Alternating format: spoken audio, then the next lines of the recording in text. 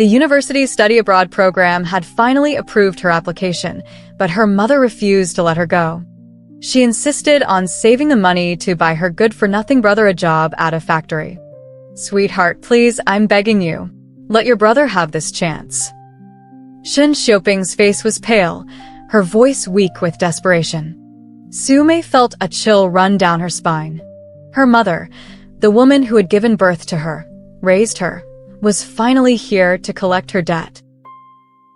Su Mei's hometown was an industrial city in northern China.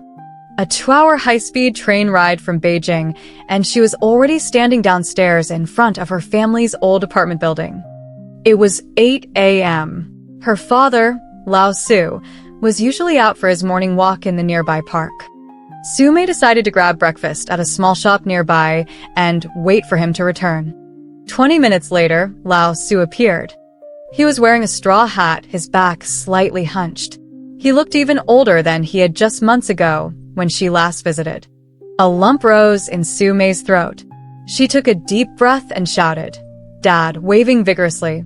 Lao Su blinked in confusion, glancing around before finally spotting his daughter running toward him.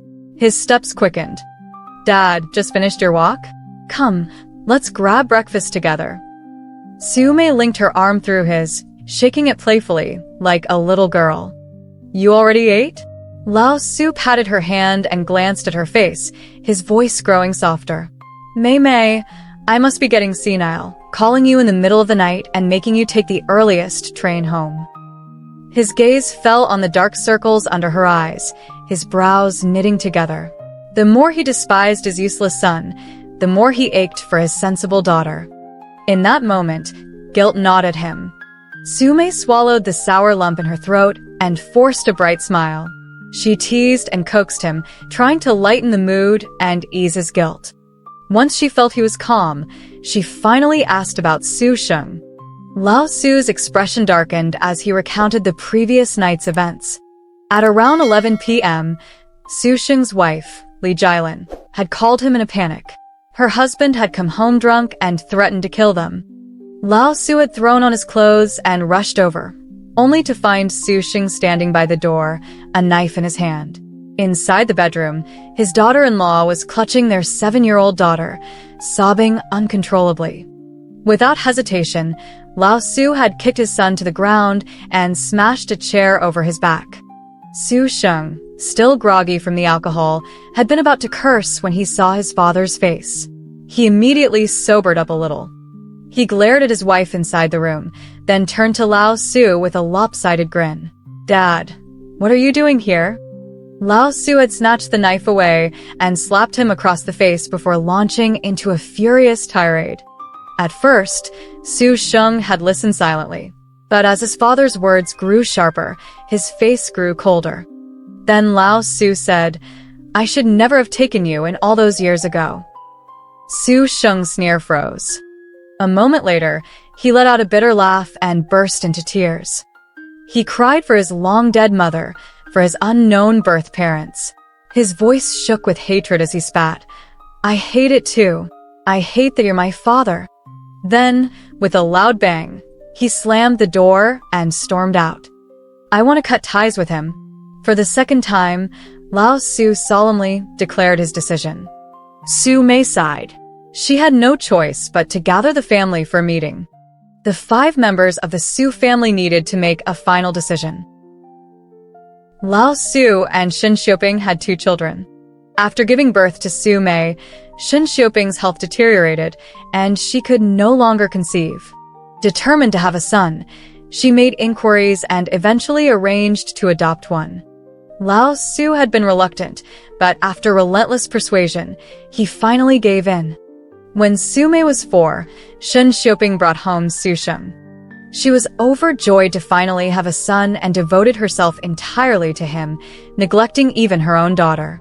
Lao Su still remembered one night when he had worked late. Coming home, he found the apartment dark and empty. In the kitchen, he saw his little girl standing on a stool, reaching for a tin of biscuits in the cupboard. The metal box wobbled dangerously on the edge. Below was a large water basin, ready to tip over at any moment. His heart clenched. He rushed forward and lifted her down. "Mei Mei, where's your mother? Haven't you eaten yet?" he asked urgently. Seeing her father, Su Mei burst into tears.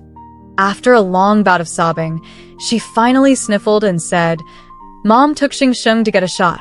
She told me to wait at home." Rage flared in Lao Su's chest.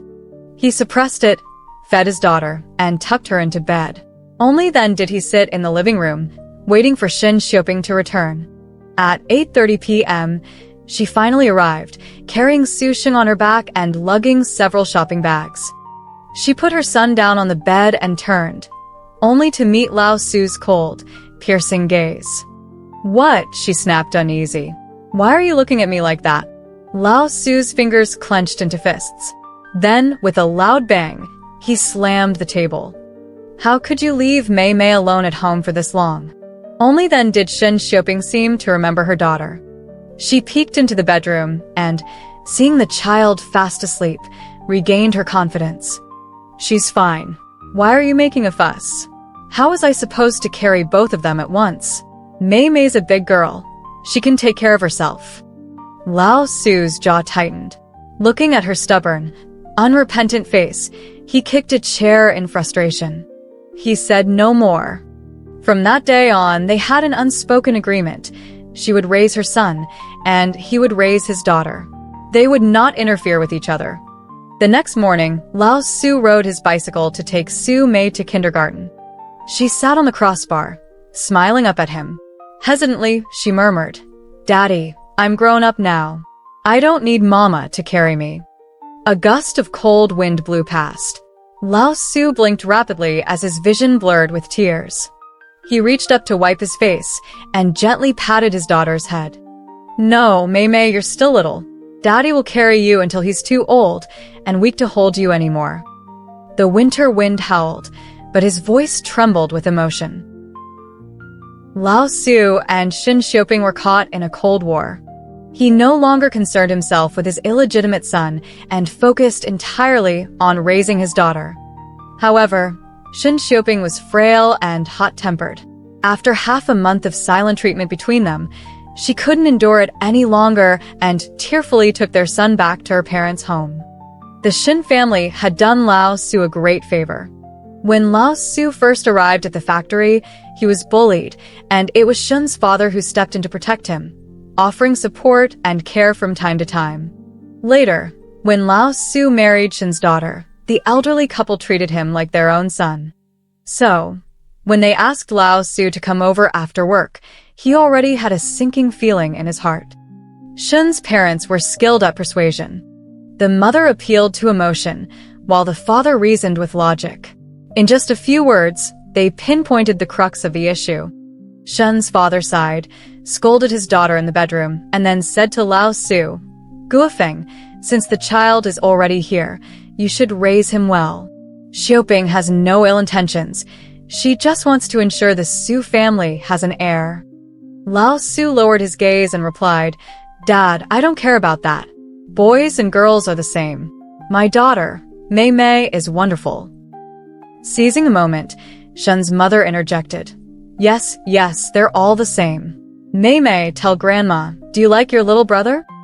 Su Mei glanced at her father, then at the bedroom, curved her lips slightly, and said, "I like him." Xin's parents cheered, hurriedly calling Xin Xiuping out of the room, urging the couple to reconcile. Lao Su knew that things had come to this, and there was no changing them. With a quiet sigh, he laid down 3 ground rules with Xin Xiuping in front of her parents. In the end, Xin Xiuping agreed to treat their daughter better in the future. Only then did Lao Su pick up his son, bid farewell to his in-laws, and take his family home. Life in the Su household carried on in the usual rhythm of daily necessities. After all, Su Mei was their biological daughter. Xin Xiuping never went too far, and Lao Su chose to turn a blind eye, tolerating it. However, compared to his well-behaved and sensible daughter, Lao Su found himself constantly troubled by a spoiled and unruly son. Scolding didn't work, beating didn't either. No matter what he did, his 12 or 13-year-old son refused to behave. When Su Mei was 18, she was admitted to a university in Beijing. Lao Su was elated, boasting about it at a restaurant with his coworkers when someone suddenly burst in, telling him that Su Sheng had been in a fight and was now in the hospital. Lao Su's joy instantly plummeted to despair. Steadying himself, he rushed to the hospital, driving at breakneck speed. Reaching the 5th floor, he pushed open the door and was met with the sight of his tearful wife and solemn-faced daughter. His heart sank. Just as he was about to ask what had happened, his eyes landed on a mummy, standing in the corner. A closer look. Wasn't that his dear son, Su Sheng? Fury surged within Lao Su. He stormed towards Su Sheng, murder in his eyes. Su Mei, quick to react, grabbed her father's arm and softly recounted what had happened. It turned out that Su Sheng had gotten into another fight over a trivial matter. He had hit his head, while the other boy had suffered a fractured bone and was now in surgery. Seeing his father's dark expression, Su Sheng quietly shuffled behind Xin Xiuping for cover. Like a mother hen shielding her chick, Xin Xiuping immediately stood in front of him, saying, "Don't scare him." Xiao Xing hit his head. The doctor said he might have a concussion. Lao Su let out a short laugh of disbelief. He pointed a finger at Su Sheng and snapped at Xin Xiuping, "Go ahead, keep spoiling him. You're going to turn him into a useless wreck sooner or later." With that, he turned and strode out to meet the other boy's parents, preparing to settle the matter. That summer, Su Mei's 18th birthday was anything but peaceful. For 2 months, the house was steeped in tension and gloom. The joy of getting into a prestigious university was overshadowed by Su Sheng's trouble. For the first time in her life, after 14 years of enduring, Su Mei felt a strong urge to escape. Looking back on her teenage years, Su Mei always felt that her once vibrant youth had been shrouded in a constant haze, much like the perpetually gray skies of Yuancheng. From the moment Su Sheng entered their home, her place in her mother's heart had plummeted. At first, she thought that if she was obedient and well-behaved enough, she could regain her mother's affection. But she later realized that some things couldn't be earned, no matter how hard she tried. The most futile pursuit in life was forcing something that simply wasn't meant to be. Su Mei came to this understanding in middle school. So, she turned her efforts towards something she could control, her studies. She poured herself into her education, determined to carve out a future that would take her to a broader world. Fortunately, she was both intelligent and diligent. After more than a decade of relentless studying, she finally leaped over the metaphorical Dragon Gate. Her university years were the happiest of her life. Away from the chaos of home, she soaked up knowledge like a sponge, gradually discovering her ambitions and goals. In her second year, she wrote a letter to her father, which included the following passage. "Meeting different kinds of people has shown me the richness of the world. Witnessing both joy and suffering has given me a heart that remains at peace. Dad, I am deeply grateful for your love and support, which have given me the courage and breadth of mind to explore the bigger world beyond." When Lao Su read the letter, his eyes welled up. He silently vowed that he would do everything in his power to lift his daughter high, so she could see further and reach greater heights. But just 1 year later, he was forced to clip her wings with his own hands. In her 3rd year of college, Su Mei's university secured a spot in the National Study Abroad program, allowing selected undergraduates to study overseas. She knew her family's financial situation. They were a modest, middle-class household. Su Sheng was still young, and their mother had chronic health issues, requiring constant medication. There was no extra money to send her abroad. So, she never seriously considered it. She only mentioned it in passing during a phone call with Lao Su. But to her surprise, he took it to heart. 2 weeks later, Lao Su called her again, telling her that he had gathered enough money and that she should focus on applying and preparing to go abroad. Su Mei hesitated, arguing back and forth with her father. But in the end, she decided to accept his support and pursue her studies overseas. While she was excitedly preparing for her departure, Shen Xiaoping learned about it and confronted Lao Su that very night. After a heated argument, Lao Su stormed out. Unable to reach him, Shen Xiaoping immediately called Su Mei, demanding that she come home. Grabbing her daughter's hands, Shen Xiaoping began laying out her reasoning. Mei, it's not that I don't want you to go abroad, but our family's financial situation just won't allow it. Su Mei lowered her head and remained silent. Shen Xiaoping sighed and continued. I'll be honest with you. Your father borrowed money from your uncles to scrape together that 60,000. If you take it and leave, what's going to happen to the three of us? How will we get by? Besides, I just found out that the steel plant is offering employment slots this year. Your brother is already 17, and he's not doing well in school. He won't have a proper job lined up. I was thinking that if we spent 50,000 to secure him a spot, his future would be set. You, on the other hand, are smart and capable. You'll have more opportunities later on. Shen Xiaoping clutched Su Mei's hands tightly, her face full of expectation. The light in Su Mei's eyes dimmed little by little. In the end, she simply nodded slightly and agreed. Seeing that she had won, Shen Xiaoping happily pulled Su Mei into her arms, calling her a good daughter, over and over again.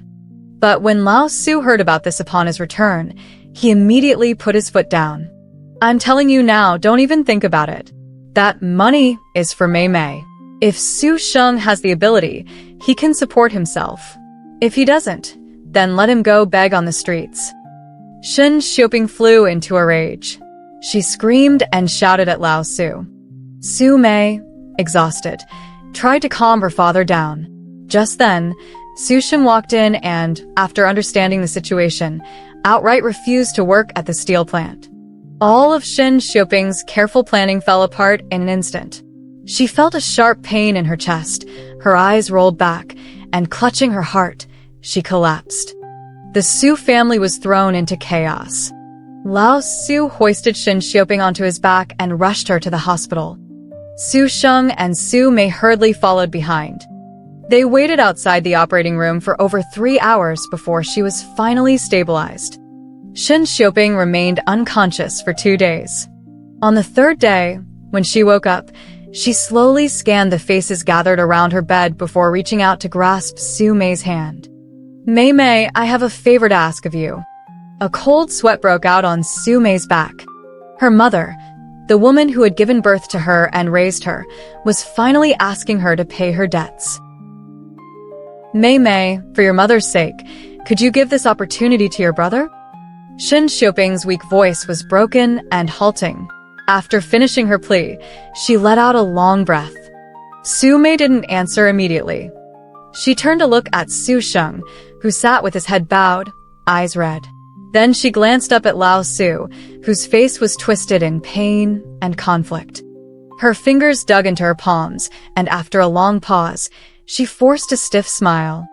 All right, Mom. Don't worry. Just focus on recovering. Shen Xiaoping slowly shook her head. Mei, don't hate me. You're stronger than your brother.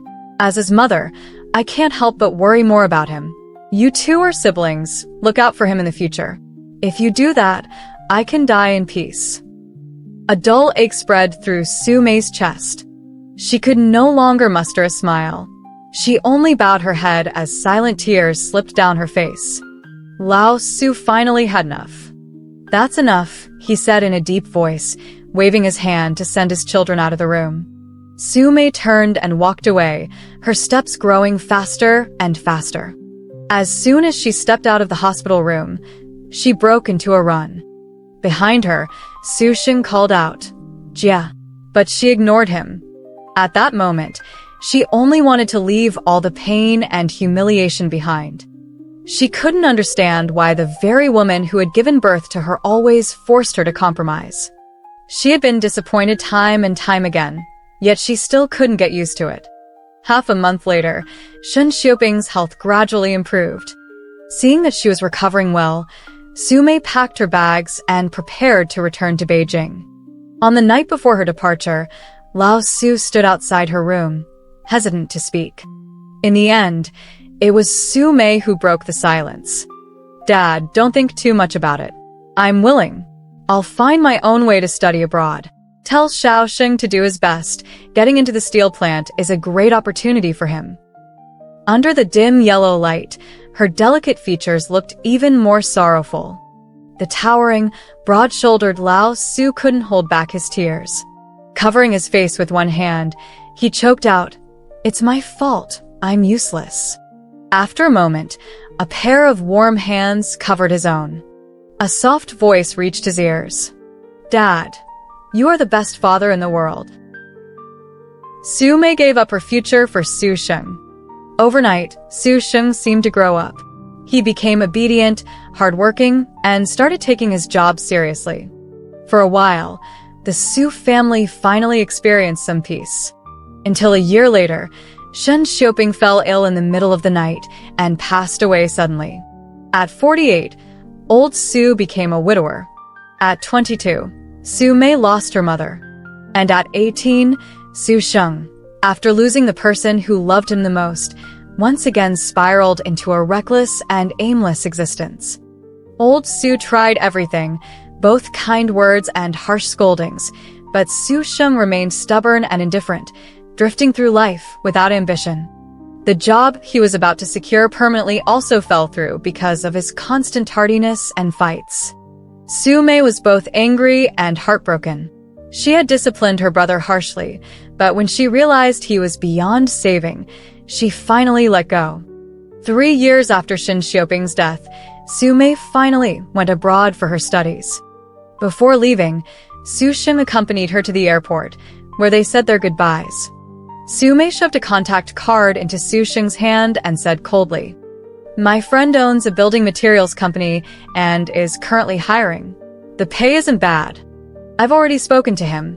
Go check it out, and it'd be best if you stayed there. Su Sheng, this is the last time I'm looking out for you. You're on your own from now on." Su Sheng opened his mouth as if to say something but remained silent. Su Mei sighed lightly and walked away without looking back. Later, through old Su Mei learned that Su Sheng had indeed gone to the building materials company. He wasn't excelling, but he managed to get by, not completely wasting his life. As for Su Mei, after studying abroad for a few years, she returned to Beijing. She tried a few different jobs and eventually became a mid-level manager at a foreign company.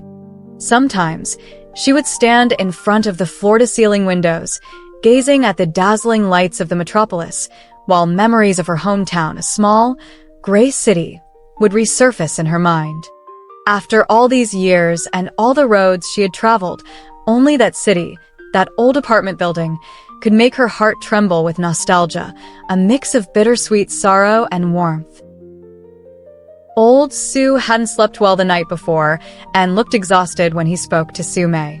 Su Mei helped him lie down to rest, intending to go find Su Sheng for a talk.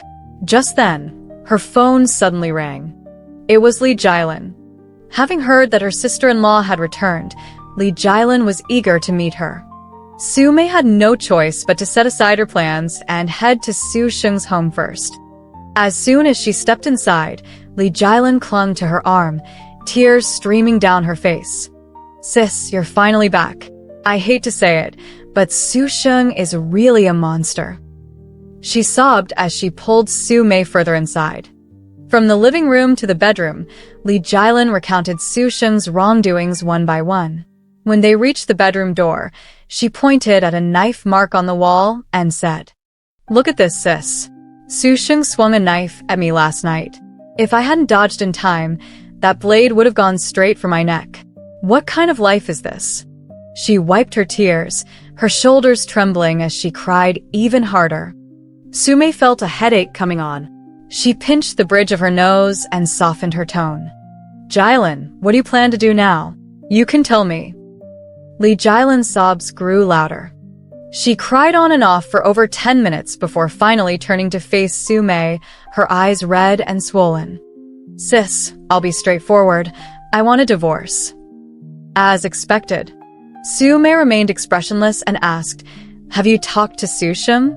This is, after all, a matter between the two of you." Li Jilin shook her head. I called him, but he wouldn't pick up. Sis, can you tell him for me? I'm set on this.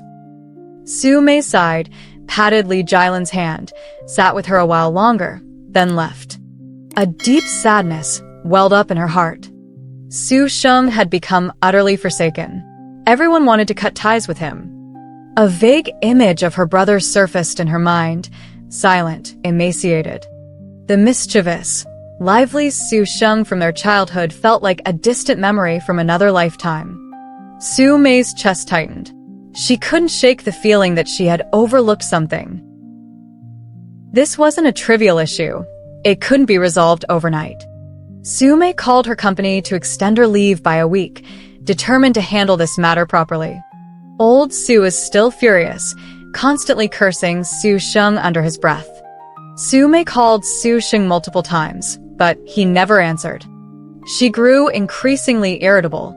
Lying in bed for a brief rest, a thought suddenly struck her. She grabbed her coat and headed out. She parked outside Yuan Shi Elementary School. Su Mei waited the whole afternoon, and finally, at 5 o'clock, when the students were dismissed, she spotted her brother. Su Sheng was holding his daughter Su Xian's hand, speaking to her softly. Su Xian's face turned pale, then suddenly, tears began streaming down her cheeks. Su Sheng's eyes flashed with pain. Just as he was about to scoop his daughter up to comfort her, he looked up and saw his sister standing in front of him after 6 months apart. His expression stiffened. After a pause, he muttered, "Sis." Su Mei shot him a glare before crouching down to speak to Su Xian. Xian, why are you crying? Auntie has a present for you. Will that make you feel better? The little girl had always been close to her aunt. She called out Auntie before rushing into Su Mei's arms. Su Mei picked her up and, while walking toward the car, said coolly to Su Sheng, "Tell Jilin that I'm taking Xian with me. Don't let her worry." Su Sheng hesitated for a moment before sending Li Jilin a message. After dinner, when Su Xian's smile finally returned, Su Mei took her to a playground and sat down with Su Sheng for a talk. Su Sheng, so now you're pulling knives on people? She said mockingly, her tone dripping with sarcasm. Su Sheng remained silent for a long time before finally speaking. I was wrong. I drank too much. Su Mei's temper flared instantly. You're in your 30s. Can you have some ambition? You've been at the same job for over 10 years, just scraping by. Do you want to spend the rest of your life like this? Su Sheng, reprimanded, hung his head, but his expression remained indifferent, as if he didn't care. Suppressing her anger, Su Mei said coldly, I spoke to Jilin today. She wants a divorce. What do you think? She had expected Su Sheng to stay silent, but to her surprise, he immediately responded, divorce. You say it so easily. What about Xian? Will she stay with you or Jilin? Xian will stay with me. Jilin won't fight for custody. I'll raise her on my own. There was a rare certainty in Su Sheng's voice, and even a hint of determination flickered in his eyes. Su Mei felt a twinge of suspicion. She softened her tone and asked, Su Sheng, tell me the truth. Why did you grab the knife last night? What happened between you and Jilin? Su Sheng turned his head, waved to his daughter, who was playing happily, and after a long silence, simply replied, Sis, don't ask. This divorce has to happen. Su Sheng took Su Xian to a hotel, while Su Mei drove home alone. When she arrived home, old Su was sitting in the living room watching TV. As soon as he saw Su Mei return, he immediately turned off the TV and asked, So, did you see that good-for-nothing? Su Mei nodded. Dad, Jilan and Xiaosheng are getting a divorce. Old Su was stunned for a long while before finally speaking, Let them divorce. Let them divorce. It's out of my hands now. Once he's divorced, I'll sever ties with him for good.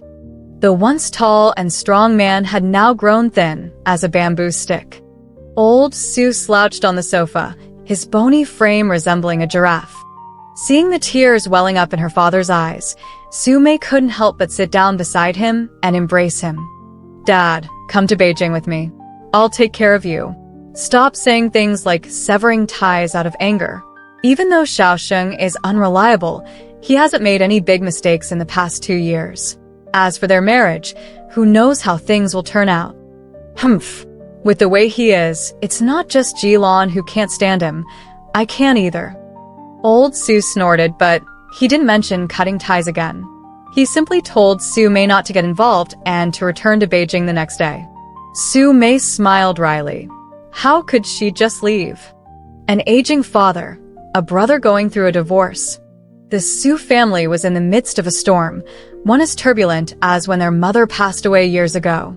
Perhaps this was the beginning of another chapter for their family. Su Mei thought she would have trouble sleeping that night. But the moment her head hit the pillow, she fell into a deep slumber. She was almost 40 now.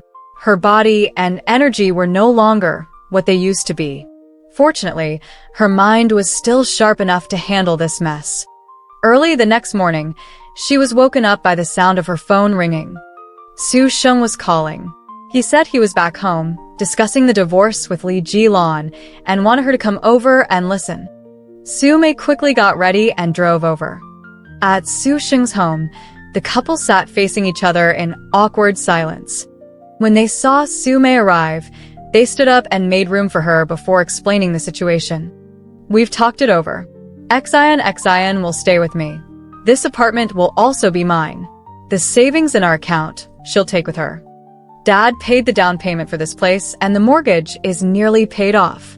She's had a tough few years with me, so I'll give her 300,000 yuan. But I don't have that money right now, so I'll pay it off within 3 years. Su Mei looked at Li Jilan. She nodded but seemed hesitant to speak. Su Mei said, Jilan, if there's something on your mind, just say it. Li Jilan hesitated for a long moment before finally lowering her voice. Sis, I know 300,000 isn't much to you. Could you lend me the money first? Su Mei frowned slightly, but before she could respond, Su Sheng slammed his hand on the table and shot to his feet. Li Jilan, enough. Don't blame me for not saving you any dignity. Li Jilan shrank back, saying nothing. Su Mei pulled her brother back down and turned to Li Jilan. Jilan, I can't give Su Sheng the money up front. This is his responsibility as a man. If he promised you 3 years, he has to follow through. But if you need the money urgently, we can discuss other options. After thinking for a moment, Li Jilan didn't insist. With that, they finalized the agreement, gathered their documents, and went to the Civil Affairs Bureau to complete the divorce. Su Mei then drove to pick up her niece from school. She felt sorry for the sweet and obedient little girl. Having parents like these, what an unlucky fate. To cheer her up, Su Mei took her to McDonald's for lunch. As the little girl ate, she kept looking up at her big, watery eyes blinking as if they were speaking. Xian, what is it? Do you have something to say to Auntie? The little girl nodded slightly and said softly, Auntie, are my mom and dad getting divorced? Su Mei patted Su Xian's head but didn't know how to answer. After a moment, she softened her voice. Your mom and dad can't stay together for some reasons, but they both love you very much. No matter what, they will always be your parents. Before Su Mei could finish speaking, Su Xian had already started sobbing. Su Mei quickly pulled her into her arms and gently comforted her. After a while, Su Xian finally calmed down. Auntie, I understand now. I'll stay with Dad from now on. Oh, and let me tell you a secret. Mom was the one who grabbed the knife first the other night. Dad got really angry, but I think he was also very sad. Su Mei's hand froze on Su Xian's back. A quick and clean divorce, her niece's partiality in her words. Su Mei had thought Su Sheng was just acting on impulse, that it was an emotional outburst. But now, it seemed like there was more to this marital battle than she had assumed. She felt a bit lost. She realized she didn't really understand her brother anymore. Su Sheng and Li Jilan completed the necessary paperwork and were now in the mandatory divorce cooling-off period. Li Jilan moved out of the house. Su Sheng took care of Su Xian with remarkable ease, a sight that made people click their tongues in surprise. Back home, Su Mei asked her father, "Dad, did you know that Xian is closer to her father than to her mother?" Old Su waved his hand dismissively, unconcerned. "That good for nothing. Of course the child likes playing with him. What's so strange about that?" Strange, too strange. It was as if an invisible wall had formed between Su Sheng and his wife and daughter. Su Mei felt like she had never truly known her brother all these years. She had a serious conversation with her father, telling him to stop talking about cutting ties with Su Sheng and to try helping him out whenever possible. Old Su looked reluctant, but ultimately agreed. After spending a week back home, Su Mei prepared to return to Beijing. That afternoon, she suddenly received a call from an old classmate. It was none other than Su Sheng's boss, Lu Yang. After some casual catching up, Lu Yang got to the point. This year, he was expanding his business in Southeast Asia and wanted Su Sheng to go there to handle technical work and mentor apprentices. He had brought it up with Su Sheng multiple times, but Su Sheng had politely declined. With no better candidate available, Lu Yang had no choice but to call Su Mei, hoping she could persuade him. Su Mei was taken aback and uncertainly asked, "You mean my brother, Su Sheng?" Lu Yang laughed heartily.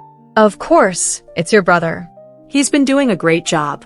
A few years ago, he was just coasting, but these past 2 years, he's really buckled down and shown some smarts."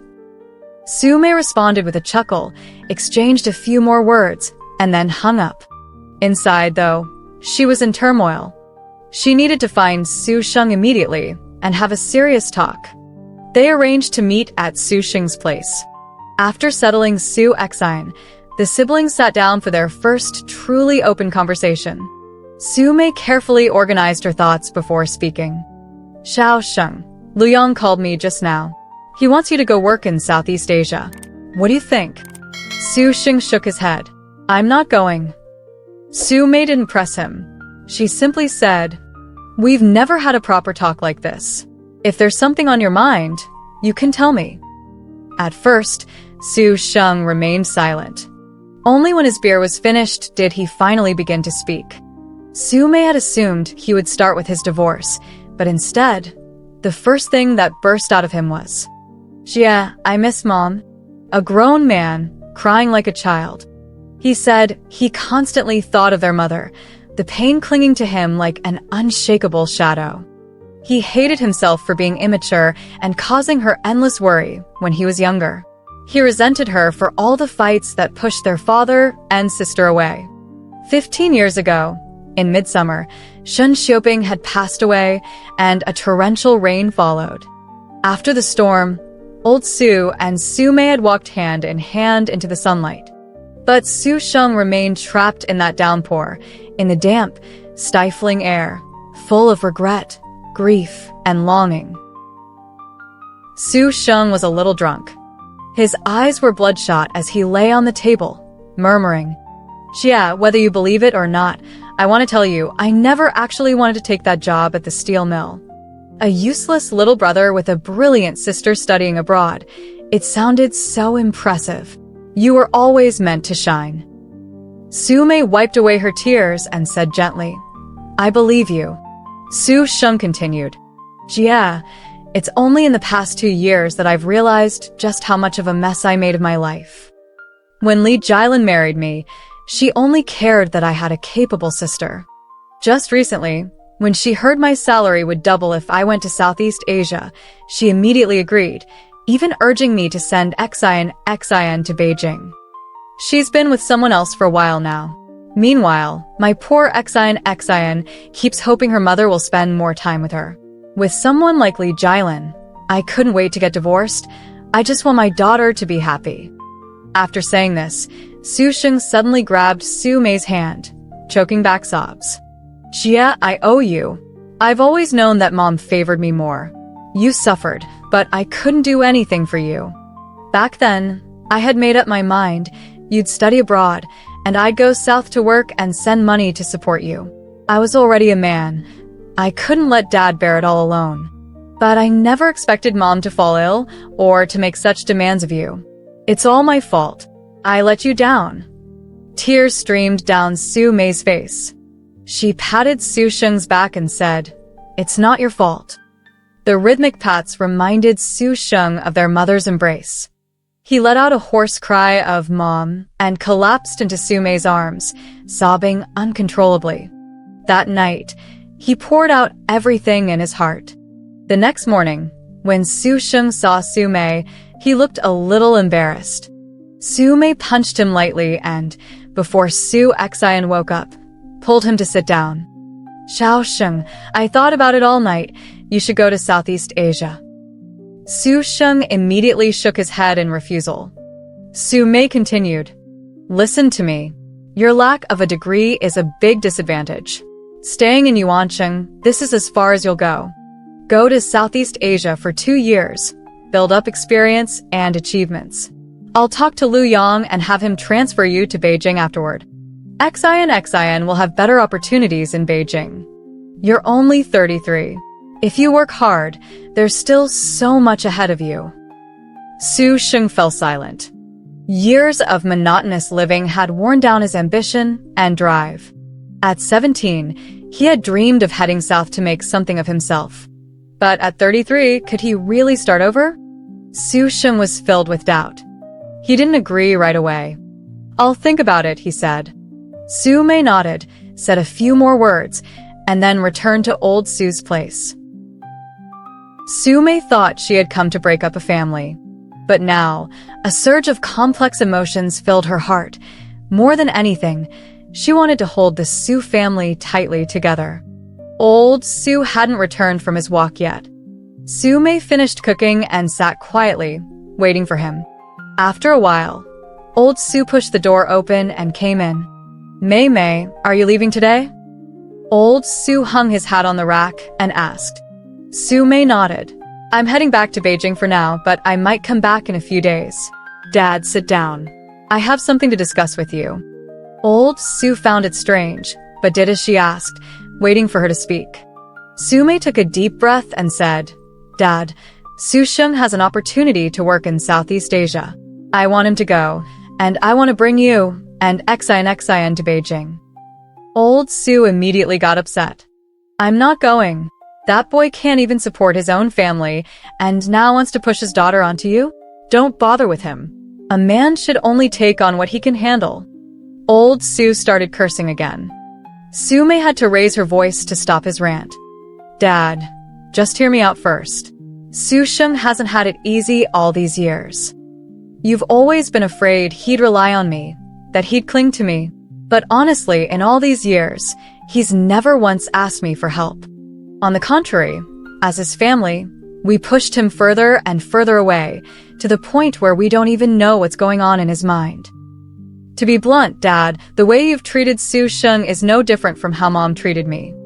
When he was young, he got into fights and caused trouble just to get your attention. But all he got in return was your beatings and scolding.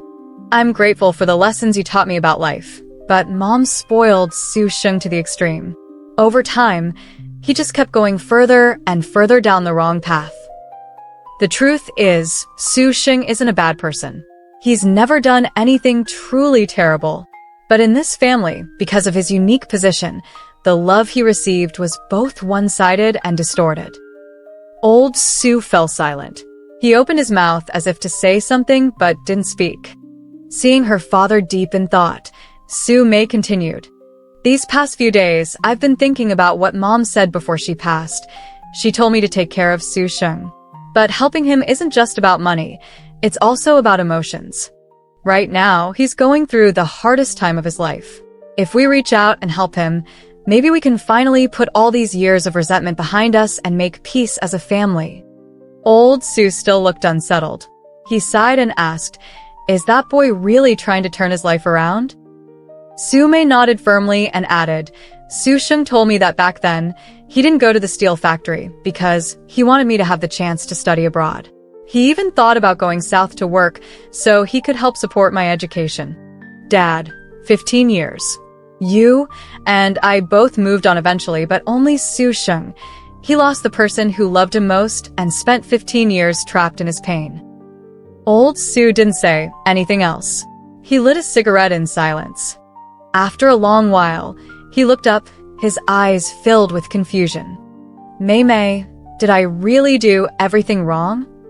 But the world is never simply black or white. It's impossible to keep everything perfectly balanced, not for Shen Xiuping, nor for Su Guofeng. The next morning, Su Mei left for Beijing before Su Sheng could even call. She had a feeling. She felt certain that Su Sheng would eventually go to Southeast Asia. After drifting through life for over a decade, the storm in his heart had finally subsided. He had an overwhelming urge to prove himself. To prove to Shen Xiuping that her son was no failure. To prove to old Su and Su Mei that he was still a man worth respecting. Sure enough, on the third day after Su Mei returned to Beijing, Su Sheng called.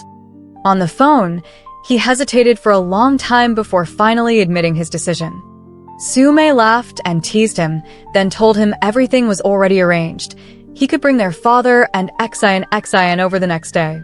Su Sheng sincerely thanked her.